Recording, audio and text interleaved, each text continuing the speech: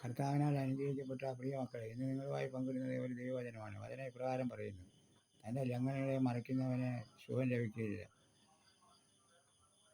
അവയെ ഏറ്റുപറഞ്ഞ് ഉപേക്ഷിക്കുന്നവനോ കരുണ ലഭിക്കും. സഹസ്രവാക്യങ്ങൾ 28-ാം അധ്യായം 13-ാം വചനം. ഈ വചനം നിങ്ങൾക്ക് അനുഗ്രഹമായി തീരട്ടെ എന്ന് പ്രത്യാശിക്കുന്നു. എല്ലാവർക്കും നന്ദി, നമസ്കാരം. ഇതുപോലുള്ള വചനങ്ങൾ നിങ്ങൾക്ക് നോട്ടിഫിക്കേഷനായി ലഭിക്കണമെങ്കിൽ സബ്സ്ക്രൈബ് ചെയ്യുക, തൊട്ടടുത്തുള്ള ബെല്ലൈക്കൻ ക്ലിക്ക് ചെയ്യുക.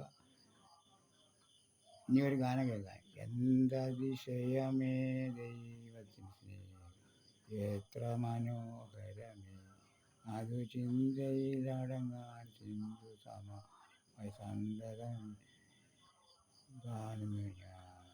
ഇനി അടുത്ത ഒരു ഗാനം.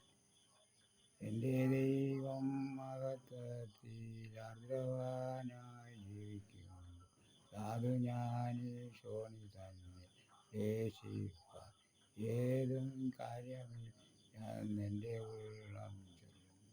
വൈഷമ്യമുള്ളേതു കരകേറി നടന്നു, രക്ഷകനൻ കാലുകൾക്കു വേഗമായി തീർന്നൻ പാതയിൽ ഞാൻ അനിനെ പോലൊരുങ്ങുന്നു.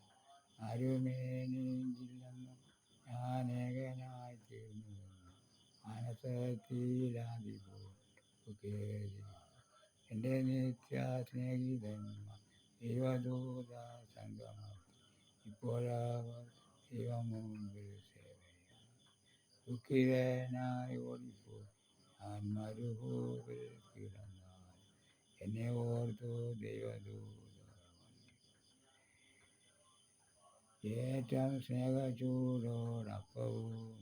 വന്നിടും, സാധു അന്ധനായി തീർന്നിടല്ലേ ദൈവമേ. നാളെയെ കൊണ്ടൻ മനസ്സ് യവലേശം ഭാരമില്ല, ഓരോ നാളും ദൈവമെന്നെ പോറ്റുന്നു. കാക്കകളെ വിചാരിപ്പിൻ, വിതയില്ല കൊയ്ത്തുമില്ല, ദൈവമവയ്ക്ക് വേണ്ടതെല്ലാം നൽകും. ലില്ലി പുഷ്പങ്ങൾക്കു അവൻ ശോഭ നൽകും.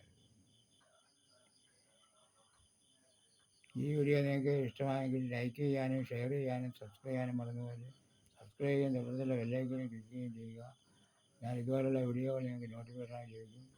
നിങ്ങളുടെ അഭിപ്രായങ്ങളും നിർദ്ദേശങ്ങളും കമൻറ്റ് വഴി അറിയിക്കാനും മറന്നുപോലെ.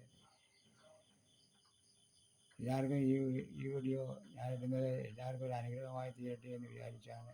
അതുകൊണ്ട് ഈ ഓരോ വചനങ്ങളും ജീവിക്കുന്ന വചനങ്ങളാണ്. അതുകൊണ്ട് വചനം നിങ്ങൾ ധ്യാനിച്ച് ഈ വചനമനുസരിച്ച് ജീവിപ്പാൻ കഴിവതും ശ്രമിക്കണം. എല്ലാവർക്കും നന്ദി, നമസ്കാരം.